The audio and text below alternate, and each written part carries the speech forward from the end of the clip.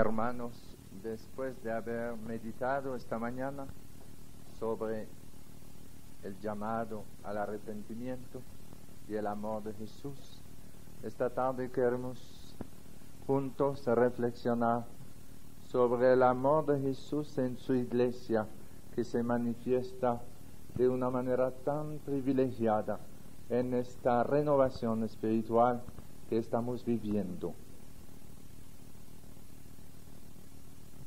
Esta renovación carismática es un don muy grande de Jesús a su iglesia. Él es el Señor de la iglesia.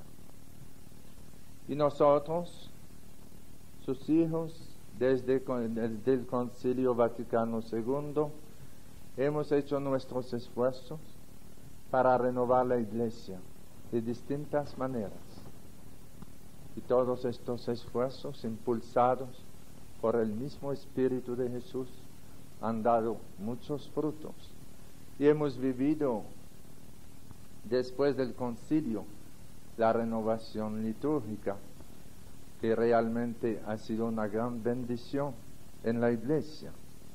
Ustedes se recuerdan que distinta era la liturgia antes del concilio. Uno se da cuenta cómo esta vida litúrgica hoy es verdaderamente fuente de vida para la iglesia. Y antes la liturgia era maravillosa también, pero nos faltaba esa comunicación. Llegábamos cantando Kyrie eleison y muchos campesinos no sabían de qué se hablaba. Y ahora cantamos Señor, ten piedad, y ya nos entendemos, ¿verdad? Y así la renovación litúrgica ha ido tocando, no cambiando el mensaje, que es el mismo, sino adaptando la transmisión del mensaje para que el pueblo de Dios pueda saborearlo mejor. Y hemos vivido la renovación bíblica, que también ha sido una gran bendición en la iglesia. Hemos vivido la renovación de la vida religiosa, que todavía no se ha terminado, pero muchos esfuerzos se han hecho para nuestra vida religiosa, para darle más autenticidad. Incluso nosotros, en esa renovación que hemos hecho los cristianos, a veces hemos pasado mucho tiempo en los detalles exteriores, en los hábitos. Yo recuerdo que cuando llegué a Santo Domingo, estaba trabajando en una parroquia donde se andaba mucho a caballo y para visitar las capillas. Y había una clase de religiosa que nos iba a visitar a veces y tenían un sombrero tan raro, así, que iba así el sombrero, y espantaban a nuestros caballos. Nada más con pasar al lado del caballo, esos hábitos había que renovarlos, ¿verdad? Había mucha cosa que ya no se podían mantener, pero eso no era una renovación muy profunda. Hemos hecho nuestros esfuerzos para renovar la vida sacerdotal, para renovar la pastoral, la catequesis. Pero ahora el Espíritu Santo del Señor nos da, desde unos años por acá, una renovación en profundidad. Y es el gran regalo de Jesús a la iglesia de hoy. Y es la renovación de la oración y la renovación del apostolado, verdaderamente con el poder del Espíritu Santo. No solamente el Señor quiere renovar las formas exteriores, sino renovar su iglesia profundamente. Y Él comienza por lo más urgente, que es la renovación de la oración. Estábamos descuidando mucho la oración en nuestra vida, incluso los sacerdotes y las religiosas. Y el Espíritu Santo del Señor está derramando hoy sobre la iglesia un gusto por la oración que a veces nos sorprendemos nosotros mismos.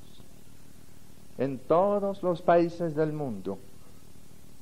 Se reúnen miles de seglares en grupos de oración cada semana para alabar gratuitamente al Señor y para darle gracias. Estábamos cansados de una mensual en la parroquia y ahora no es una hora mensual que hacemos, son 2 horas cada semana en la asamblea de oración. Y no estamos aburridos porque cada semana deseamos que llegue el momento de la asamblea de oración para reunirnos con los hermanos en alabanza. Y no es que somos más inteligentes que hace 10 años, es que el Espíritu Santo está regalando a la iglesia el gusto de la oración. Y por todas partes vemos surgir grupos de oración. Y si queremos verdaderamente renovar la iglesia de Cristo, el primer paso es la renovación de la oración. Y como la oración es el alma de todo apostolado, normalmente desemboca en un apostolado sincero.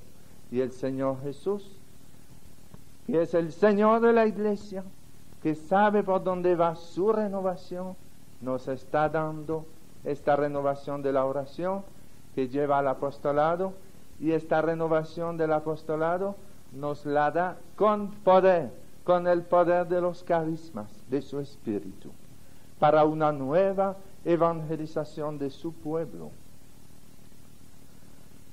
La renovación de la oración era tan urgente. Cuando uno pasa mucho tiempo con Jesús, poco a poco se comienza a discernir con gran claridad lo que a Jesús le agrada y lo que no le agrada, lo que no le conviene.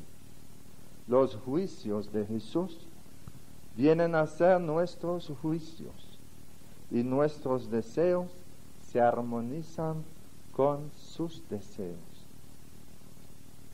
Ese tiempo gratuito pasado con Jesús no es un tiempo perdido, pues ese tiempo purifica nuestra mirada y nos enseña el camino de las bienaventuranzas. Y ya no tenemos la tentación, como la tuvo Santiago y como la tuvo Juan, de combatir el mal con un celo sin piedad, utilizando medios no adaptados, como decían ellos: Señor, ¿quieres que digamos que baje fuego del cielo y los consume? En ese camino de la oración, Jesús no nos pone aparte para preservarnos del mundo, sino para enviarnos a Él fortalecidos. En el silencio de la oración, Jesús nos educa y nos prepara para las pruebas. Los que desean consagrarse a Jesús para vivir más y más de su amor deben resistir a las diversiones y a las críticas de sus amigos que dicen: ¿para qué pasar tanto tiempo en oración? ¿Por qué levantarse cada día una hora más temprano para orar o para estudiar la Biblia? ¿Por qué un fin de semana en silencio cuando necesitas tanto descansar? ¿Por qué una asamblea de oración cada semana? Mira, hay que ser razonable. Basta con una buena oración de vez en cuando. Ser razonable. Cuando una esposa ama a su esposo y lo espera impaciente, ¿acaso ella es razonable en su espera? ¿Y quién se atrevería a hacerle reproches por el tiempo que ella pasa con su esposo? Si hay un peligro en la iglesia de hoy, no es el de pasar demasiado tiempo contemplando a Jesús en la oración. El mayor riesgo para la iglesia actual Al contrario, es la falta de espíritu de oración, la pérdida del amor viviente para Jesús. De allí nacen el activismo, la dispersión en una multitud de actividades. Vemos en toda la historia de la Iglesia que son los hombres y las mujeres consagrados a Dios en la oración los que sin duda alguna han hecho avanzar el reino de Dios. Enraizarse en la oración es la única garantía de un apostolado eficaz y fructuoso, pues es imposible descubrir la misericordia de Dios en la oración sin al mismo tiempo oír la llamada urgente de ayudar a los que sufren por la soledad, por la injusticia, por la miseria. Y la opinión de que la oración sería una evasión del mundo, una fuga ante sus responsabilidades, tiene su raíz en la idea falsa de que podemos, por nuestro propio esfuerzo, sin Jesús, ofrecer a los hombres la salvación y la liberación. Y Jesús nos dijo: sin mí no nada. No ha dicho: sin mí no van a hacer muchas cosas, sin mí no van a tener mucho éxito. Él ha dicho: sin mí no pueden hacer nada. Si no pasamos mucho tiempo con Él en el silencio y en la adoración, el Espíritu Santo no puede aconsejarnos ni animarnos. Lo que más podemos hacer es obrar humanamente, echándonos en un activismo sin fruto. Y la iglesia que el mundo rechaza hoy día no es la iglesia que ora, sino la iglesia que habla, bla, bla, bla, bla. La iglesia que habla, la iglesia que hace teorías y discursos acerca de las necesidades del mundo y de los males de la sociedad. Y por eso esa iglesia ha abandonado la única cosa que podría verdaderamente sanar las heridas de este mundo, que es el amor ferviente de Jesús. Y el Señor está renovando en su iglesia este gusto por la oración, no solamente en los contemplativos, no solamente en los del clero o en las religiosas, en los seglares. El Señor está renovando el gusto de la oración y nos está dando signos por todas partes para hacernos descubrir de nuevo el gran poder de la oración. Tantos años hemos luchado en América Latina por todas partes para formar comunidades de base. Tantos años nos hemos reunido en cursos y cursillos, estudiando libros y leyendo proyectos y teorías que nos parecían excelentes para formar comunidades de base. Y llegábamos a nuestras parroquias y con todos esos planes y esa dinámica de grupo y esos diálogos que se nos proponían, llegábamos a nuestras parroquias para formar comunidades de base sin resultado, porque no había base, porque la base es la presencia viviente de Jesús, y es Él quien forma la comunidad, y es Él quien en la oración nos comienza a liberar para que unos con otros vayamos formando una comunidad de amor. Y entonces el Espíritu Santo del Señor nos está descubriendo hoy dónde está la fuerza para formar comunidades, y la fuerza es en Cristo Jesús. La presencia viviente de Cristo Jesús en un grupo de hermanos nos va transformando. Y el Señor nos llama a reunirnos en grupos de oración y orando los unos por los otros. El Señor, con el poder de su Espíritu, comienza a liberarnos de los odios, de los rencores, de los resentimientos. El Señor comienza a actuar con todo el poder de su amor para quitar del medio lo que impide formar una comunidad. Y poco a poco el Espíritu del Señor nos une en un solo corazón. Y están surgiendo en el mundo entero comunidades auténticas, basadas en la presencia viviente de Jesús. Seglares en todas partes que van formando comunidades y que están dándonos lecciones a nosotros, los religiosos, que vivimos en comunidades y que a veces es un grupo de personas que viven bajo un mismo techo sin la unión de los corazones.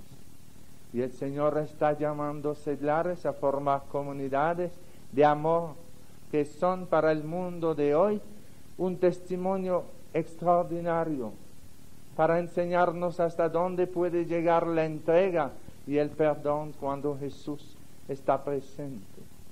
Y no solamente el Señor nos hace descubrir el poder de la oración en la formación de la comunidad, no solamente nos hace descubrir el poder de la oración en la transformación de los corazones. Él nos hace descubrir el poder de la oración en la transformación de grandes parroquias. Y es el mundo entero que está llamado a cambiar. Pero Jesús tiene paciencia y Él llama por todas partes. Él tiene un poder infinito.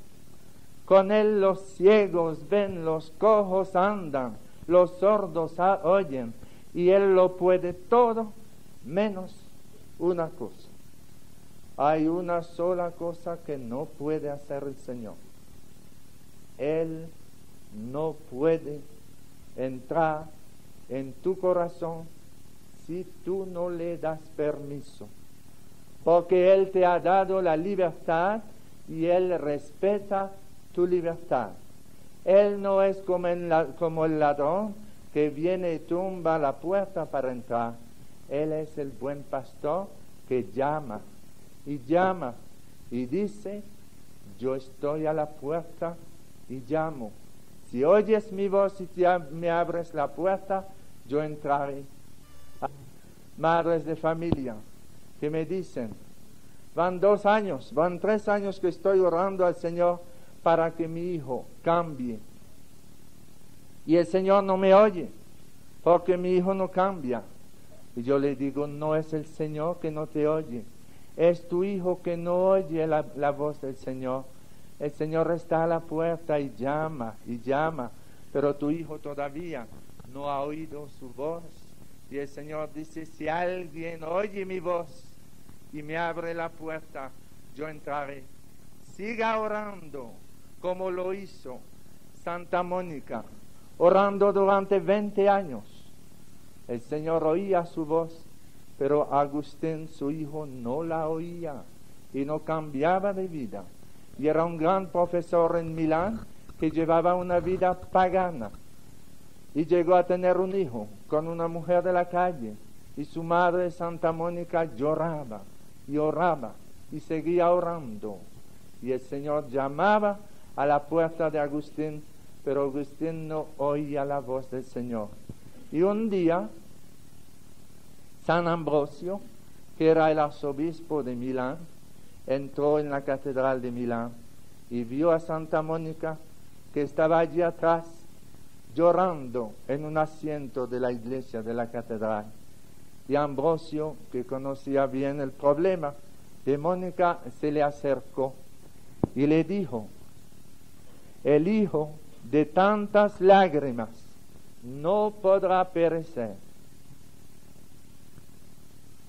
Algún día recibirás respuesta tú también. Siga orando.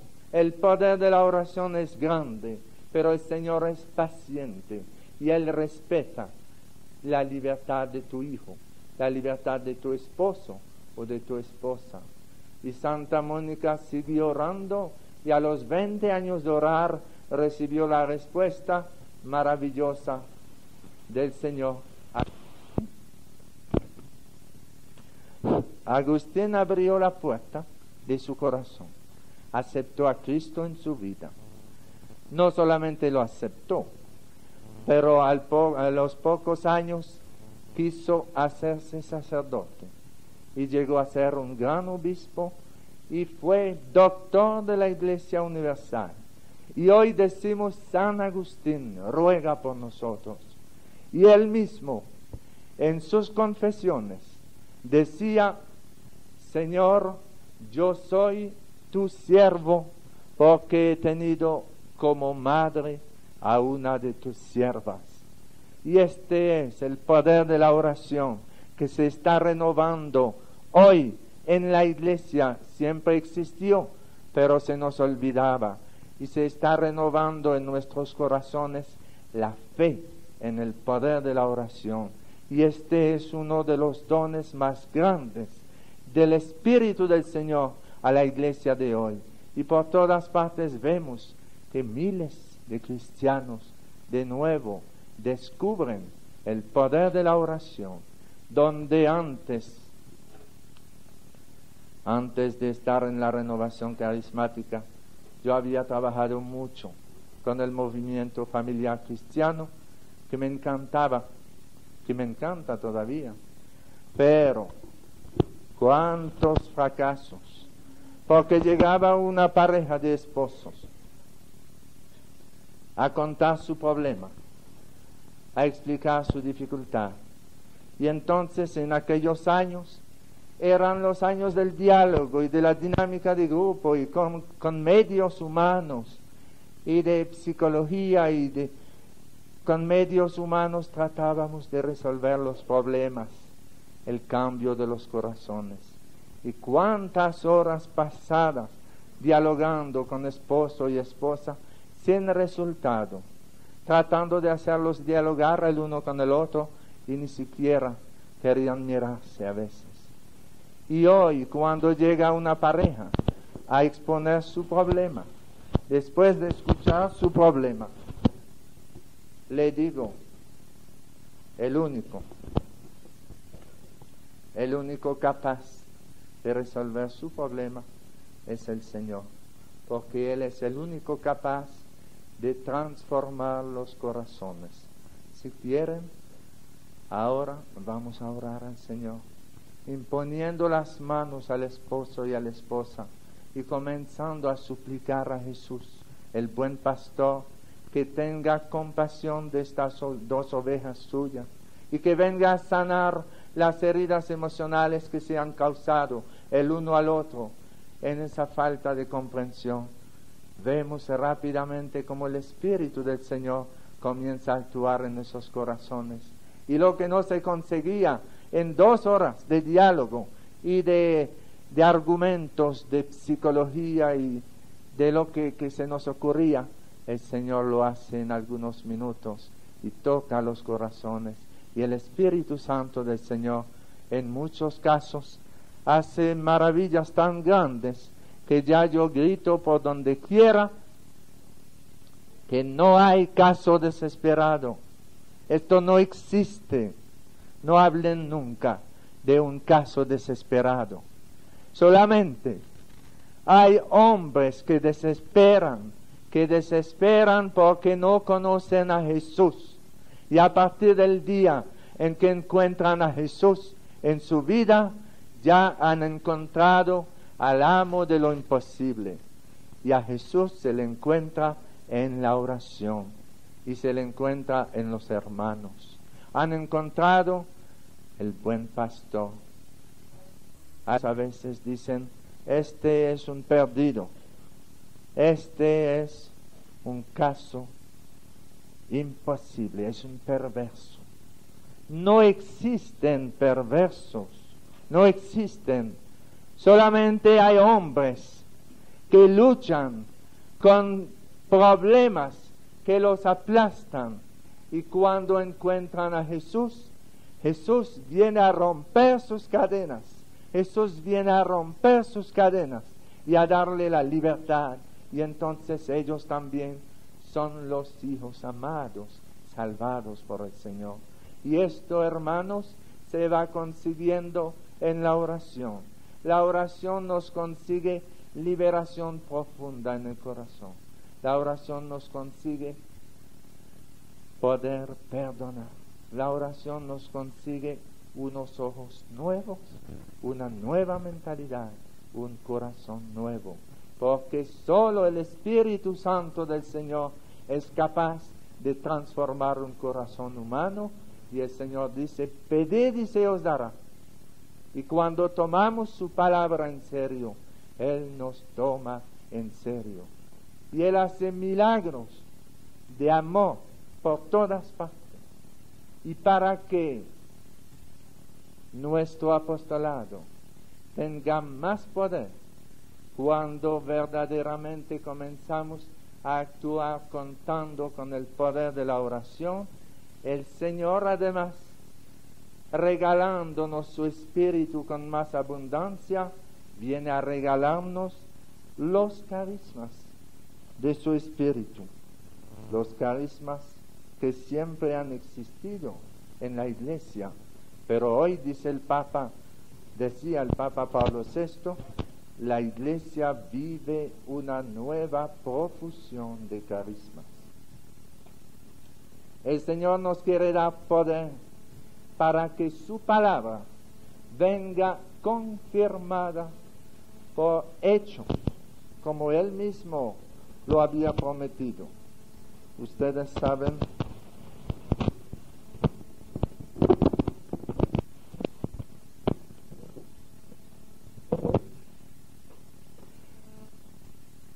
todo lo que es mecánico se puede dañar, ¿verdad?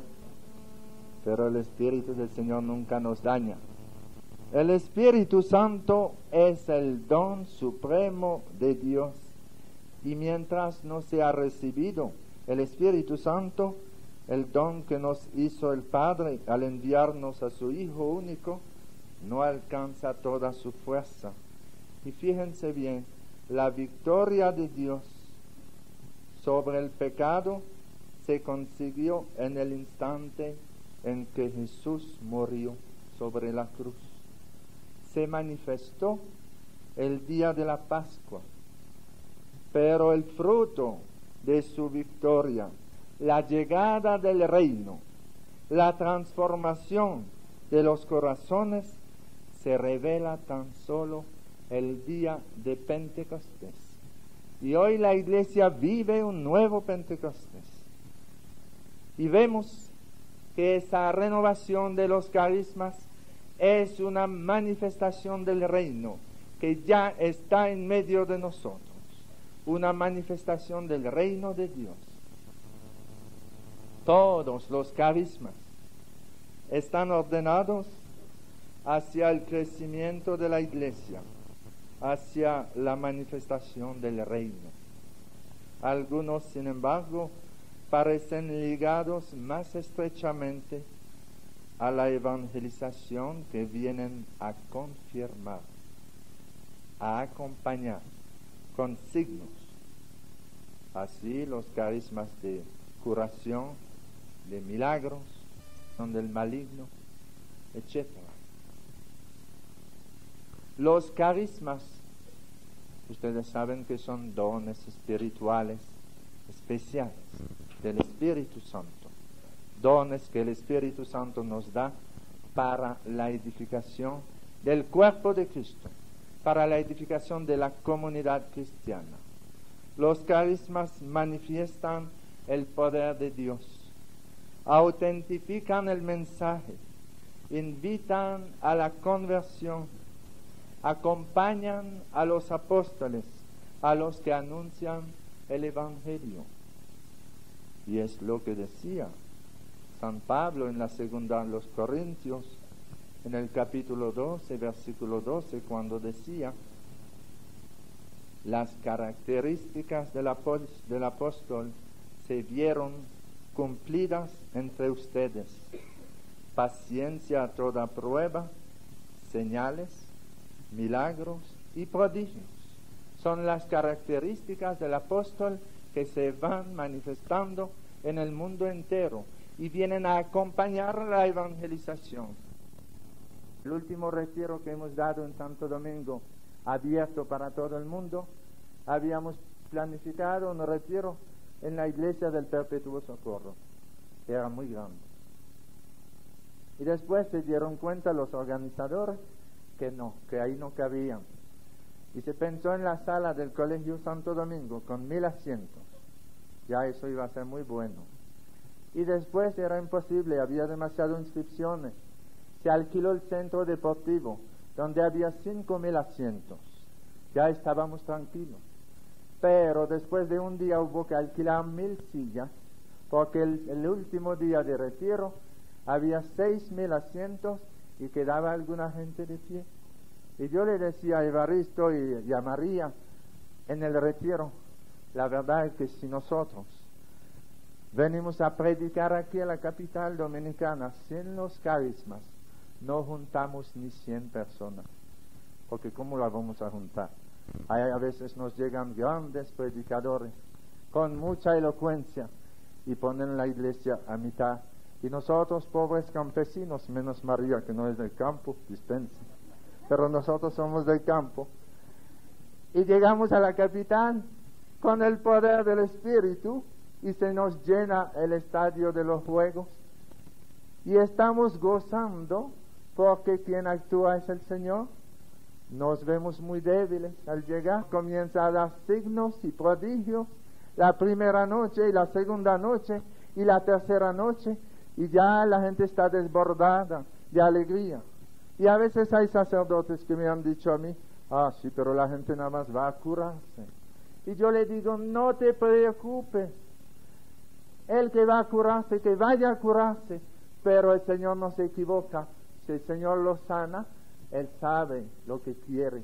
Nadie conoce el plan de amor que tiene Dios sobre un enfermo. Cuando fue Miriam a la misa, nada más quería sanarse de su gran enfermedad del vientre, pero el Señor tenía planificado algo maravilloso a través de esta curación, y sanándola del cáncer, después la sanó del cáncer del alma, y en la tarde se confesó, y al otro día era la alegría.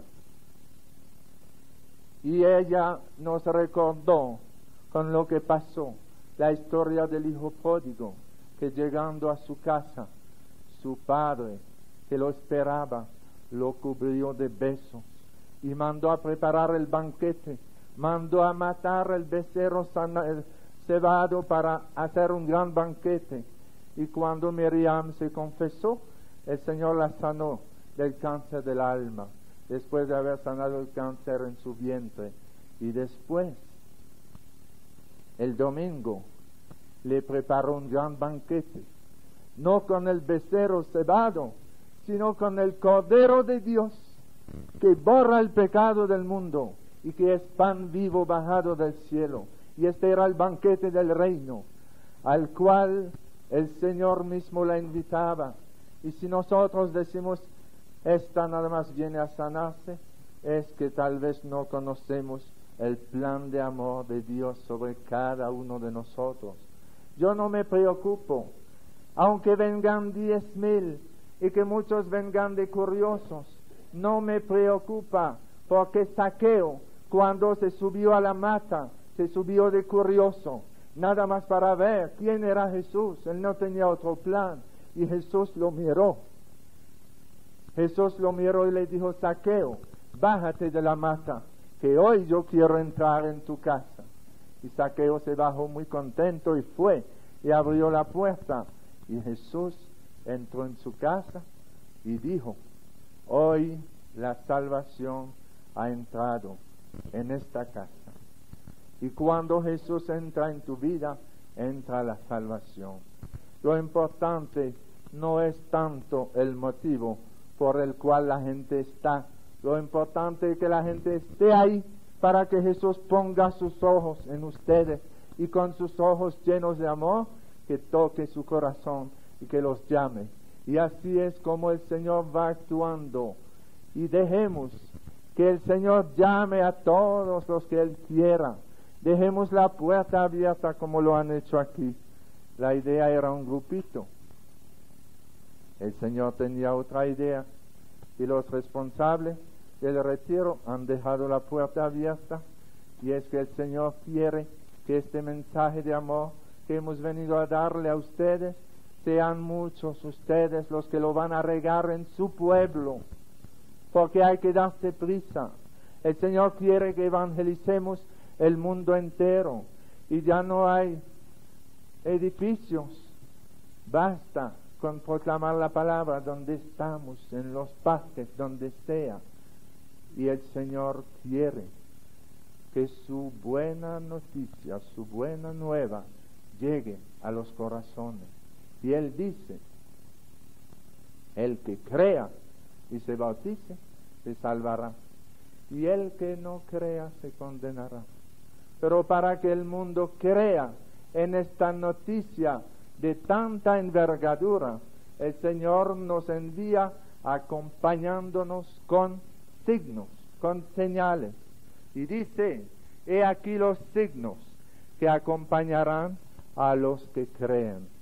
En mi nombre echarán demonios, hablarán otras lenguas. Y termina diciendo, impondrán las manos a los enfermos y estos quedarán curados. Y estos son los signos del reino que ya ha llegado entre nosotros. Lo decía Jesús, si yo echo el demonio con el poder de Dios, con el dedo de Dios, este es un signo que ya el reino de Dios ha llegado entre nosotros. El reino de Dios quiere decir que Dios reina, que ya Él reina en este mundo de tinieblas. Él es la luz y Él quiere dar este poder y estos signos no solamente a los sacerdotes y a los obispos y a los cardenales. Él dice, he aquí los signos que acompañarán a los que creen, a todos los bautizados que creen. El Señor quiere darle estas señales, y que estas señales sean una manifestación del reino que ya está en medio de nosotros. Por eso cuando oímos algunas personas decir que los carismas no son importantes, que eso no es importante, le decimos, depende de tu poder. Nosotros no tenemos poder para transformar los corazones. Y como estamos en esa batalla de una auténtica revolución interior en el corazón del hombre, necesitamos poder. Y tú, si tienes poder, hazlo. Pero nosotros necesitamos del poder del Espíritu. Y los carismas son instrumentos de poder para la evangelización. En este retiro no vamos a tocar muchos carismas porque son tantos. ¿Ustedes saben cuántos son los carismas? ¿Quién me podría decir? Son 50. No sabía. Que no se pueden contar. 50. No se pueden contar. Son muchos. Nadie sabe cuántos son. Vamos nada más a hablar de los carismas de sanación y de liberación. Que este es el tema del retiro. Jesús viene a dar vida. Pero nada más enumerando, para su curiosidad, los carismas que San Pablo menciona en sus epístolas, podríamos, según un estudio muy hermoso del padre Walter Smith, un teólogo jesuita holandés, gran autor de espiritualidad, que escribió un libro llamado Hago un mundo nuevo.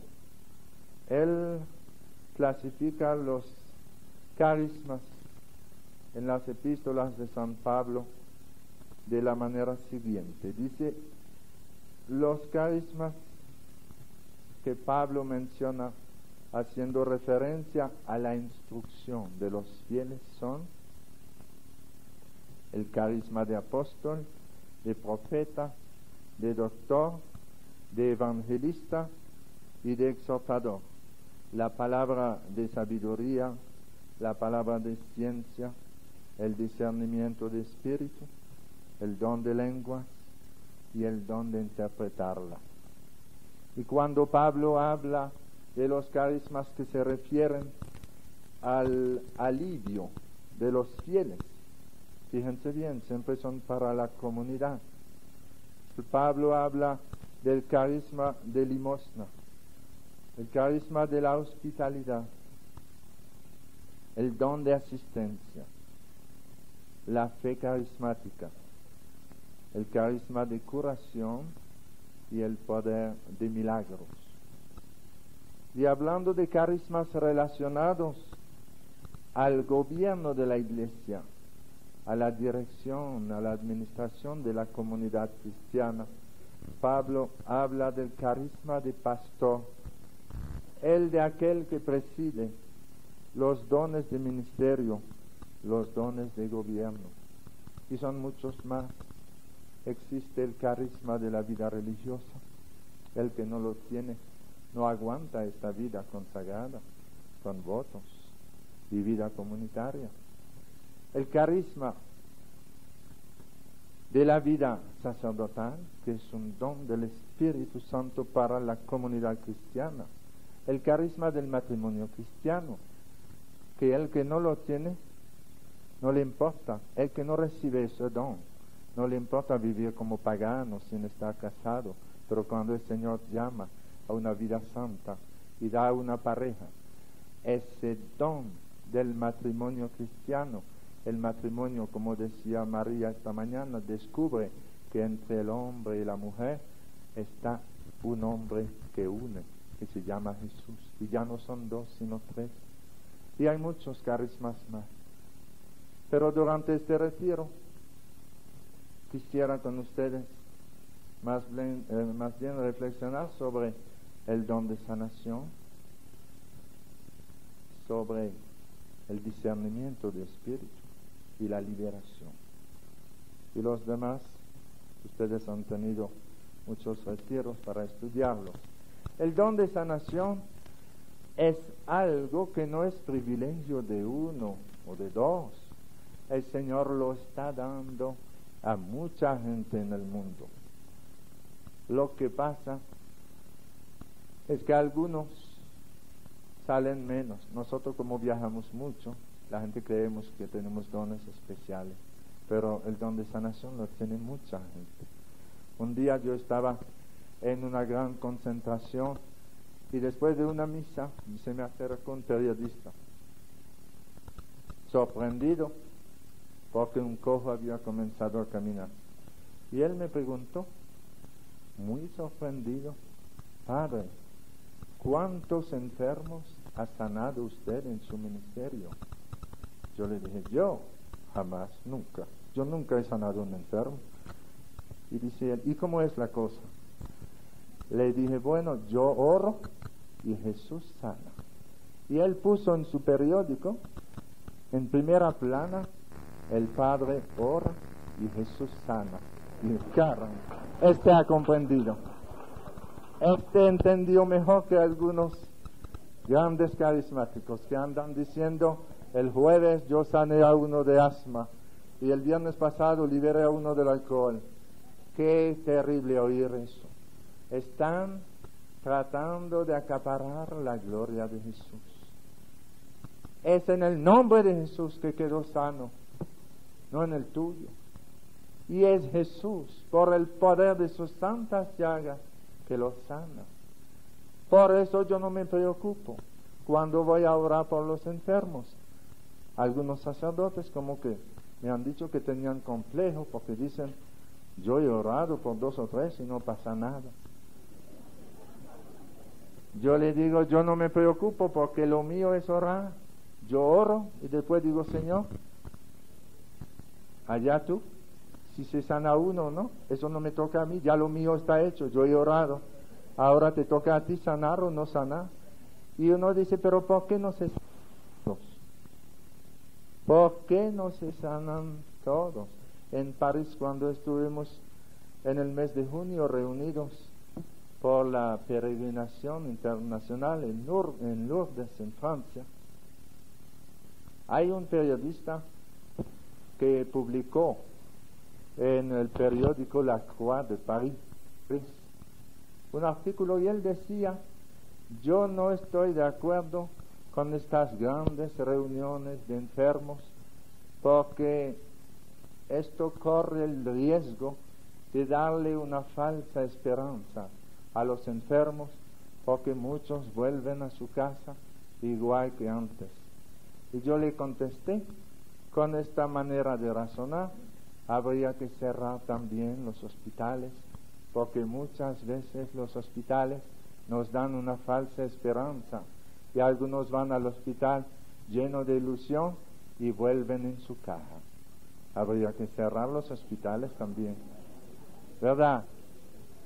Es que no es que el Señor sana a todo el mundo, Él sana a muchos, pero son señales que Él da en la iglesia, señales de su amor, pero a veces Él sana a uno y no sana al otro. Y uno pregunta, ¿y por qué sanó a este y no sanó a este? Y yo le digo, bueno, esta es la primera pregunta que yo le voy a hacer al Señor cuando llegue al cielo. ¿Por qué tú sanas a este y no sanas a este? Porque este es el misterio de su amor. ¿Qué vamos a hacer nosotros? A nosotros nos toca orar y pedir con fe, pero el Señor tiene su plan de amor sobre cada uno de nosotros y no lo conocemos. Cuando se sanó Miriam del cáncer, al mismo tiempo en la parroquia había una señora muy buena que sufría del cáncer y habíamos orado mucho por ella. Era una señora que mucho había trabajado en la pastoral parroquial con nosotros y los grupos de oración habían orado mucho por ella y además se había celebrado misa por la buena mamá. Y un día Dios la fue a buscar. Y yo a veces pensaba, pero Señor, ¿por qué tú no has dejado la mamá en su casa y no te has llevado la prostituta? ¿Y saben por qué? Porque el Señor hace lo mismo que ustedes. Cuando ustedes van a su jardín,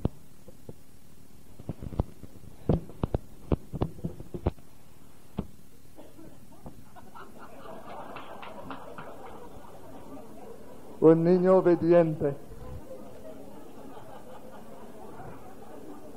Cuando ustedes van a su jardín de flores a buscar flores para llevar a su casa, ¿qué hacen? Se llevan la más hermosa para su casa, ¿verdad que sí? Y el Señor fue a buscar la flor más hermosa, la madre de familia, para llevarla a la casa de su padre. Y la prostituta parece que todavía no estaba bien preparada para entrar en la casa del padre, y él la sanó, la transformó y la está utilizando en la edificación de su reino. Y ella da un testimonio de la misericordia del corazón de Jesús, con un poder que quisiéramos tener nosotros sacerdotes. Y entonces vamos descubriendo que el plan del Señor no es siempre el nuestro. Y Él sabe por qué sana a este y a este no. Y nosotros no podemos pedirle razón a Dios, pero sí podemos darle gracias porque Él sana a muchos.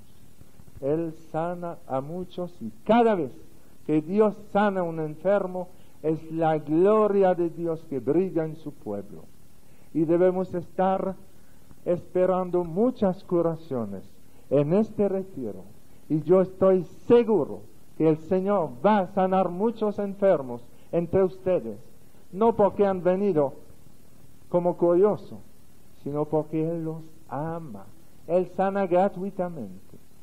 A veces algunos dicen, a mí no me puede sanar el Señor porque yo no tengo mucha fe. No te preocupes. El Señor sana con la fe que tenemos. Porque la fe es un don gratuito de Dios. La fe no es cosa mía, es un don gratuito de Dios. Y el Señor te ha dado una fe grande o menos grande. A ti te toca pedir que aumente tu fe. Como el padre del epiléptico del Evangelio que decía, Señor, yo creo, pero aumenta mi fe. Y con la fe que tú tienes, el Señor te puede sanar. Él tiene su plan de amor sobre cada uno de nosotros. Lo que Él quiere ver en el corazón de sus hijos es la confianza de un niño. Debemos estar en la mano del Señor como un niño de 2 años. Yo siempre había oído decir que debemos ser como niños, pero yo pensaba en los niños de 4 o 5 años. Y cuando fui al pueblo de Santo Cura de Ars en Francia, después de la reunión de Lourdes, había un retiro para sacerdotes, y el padre Albert de Moléon me invitó a dar un par de charlas a los sacerdotes reunidos en un retiro anual, y con mucho gusto hemos participado en ese retiro de sacerdotes franceses. Y en el pueblo de Santo Cura de Ars yo quería algo como un mensaje del Santo Cura de Ars. Yo dije al Señor, pero si el Santo Cura de Ars, San Juan María Vianney, estuviera aquí presente, ¿qué me diría? Y después de orar en la iglesia, yo me fui a la biblioteca y busqué un libro, y uno era Los Pensamientos Escogidos del Santo Cura de Ars, y lo compré. Y me fui a mi habitación y dije, Señor, háblame, dime algo a través del Santo Cura de Ars.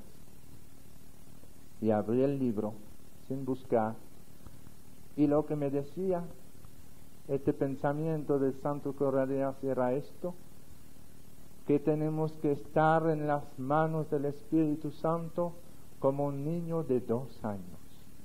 Como un niño de 2 años. Y yo me puse a meditar, ¿y por qué 2 años? Y descubrí que un niño de 5 años que se va, como un niño de 2 años que tiene su mamá agarrada de la mano, ¿verdad? Y un niño de 5 años que se va con su mamá, está ahí, camina y dice, mamá, ¿cuándo vamos a llegar? ¿Y dónde vamos? ¿Y cuándo volvemos? Y se preocupa mucho. Pero el niño de 2 años, chiquito, su mamá le agarra de la mano y él se va sin decir nada y sigue su mamá. Y así debemos estar en las manos del Señor, como un niño de 2 años. Y un poco más lejos decía el Santo Cura de Ars algo que me impresionó mucho, algo que él había escrito en sus cuadernos. Decía, vendrá un tiempo en que los hombres estarán tan cansados de oír hablar del hombre que llorarán de alegría cuando se le hable de Dios. Y yo creo que este tiempo ha llegado y que esta era profecía, y estamos cansados de resolver nuestros problemas con psicología y con sociología y con dinámica de grupo y con ciencias humanas, porque hay problemas que no se resuelven, porque ninguna ciencia humana es capaz de transformar el corazón de un hombre, y el único capaz de transformar un corazón humano es el Espíritu Santo del Señor, y lo hace en la oración. Y el Señor nos dice, pedid y se os dará, y nos vuelve a decir, pidan. Hasta ahora ustedes no han pedido nada. El Señor encuentra que no no sabemos pedir, que no hemos pedido nada. Él quisiera darnos mucho más. Y cuando la iglesia se pone en oración, y cuando el pueblo de Dios se pone en oración, vemos frutos maravillosos. Se llenan nuestros seminarios, como está lleno el seminario de la Sede. Se llenan nuestras casas religiosas.